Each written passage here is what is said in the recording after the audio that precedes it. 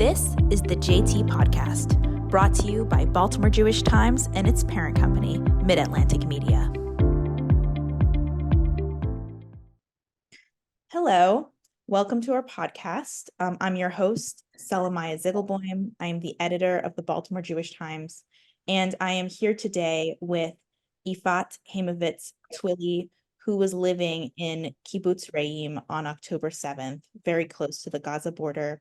I'm so honored to speak with her today. Ifat, could you start by telling us about how that day, October 7th, unfolded for you?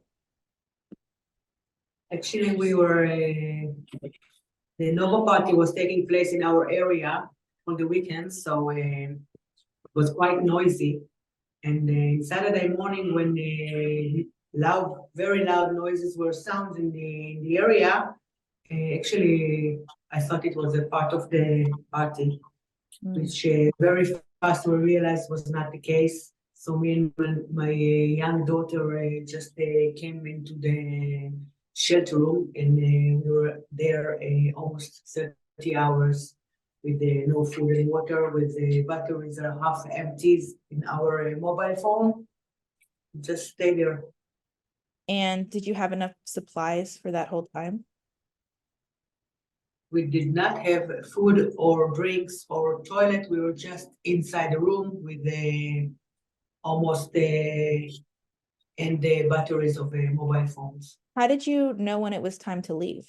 I did not know. A neighbor of mine knocked on my window 11 in the late morning, the day after. We were inside the shelter room from something like 6:30 in the morning on Saturday until 11 before noon the day after. And when you got out of the shelter, what did you see? Were you surprised at what had happened? Yeah. Actually, in my kibbutz, there is a WhatsApp group which I decided not to be a part of because I don't like WhatsApp group. They're so intensive. And when we went out from the shelter room, I got all the story in once, like all the people that they were murdered from my community. This is the first story I got. The people were murdered from my community and kidnapped from my community. Only later, when days were passing by, I learned about more people that I knew that died and kidnapped from our council, Shkol Council. And in the days since then, where have you been living? What have you been doing? So in Sunday, after 8th of October, actually, we were evacuated to Eilat, all of our community. Actually, all the council were evacuated to Eilat and the Dead Sea. And after almost 3 months, every community got another almost permanent house before we going back home, if we will. And our community were moved to Tel Aviv. Now we're living in Tel Aviv. So you're in Tel Aviv now with a lot of your neighbors that you had in Kibbutz Re'im. What's that like? Is it very supportive to have people who went through the same thing with you, living so close to you? Actually, it's also supportive, but we're not home. We are living in a place which is very nice, but it's not our home. So it's a little bit difficult because it's also very different from home. We live in a home is village, and now we're living in an urban city, Tel Aviv. Now, I know you also spent some time at the Jewish National Fund's Red Mountain Therapeutic Writing Center, which helps people deal with trauma as well as some other issues. Can you tell me about your experience with this? Definitely. When I arrived to Eilat, I had in contact with some women who were volunteer in our community, just to come to us, visit us, and ask how we're doing, ask us if we need anything. And I joined her to volunteer in another communities because I have grown-up girls, and I was not needed to be at the hotel all the time. And then she asked me if I want something for myself because I was doing for other. And I told her that I want to ride horses. So she introduced me to Eva Lang. And very fast I was in the farm on horse.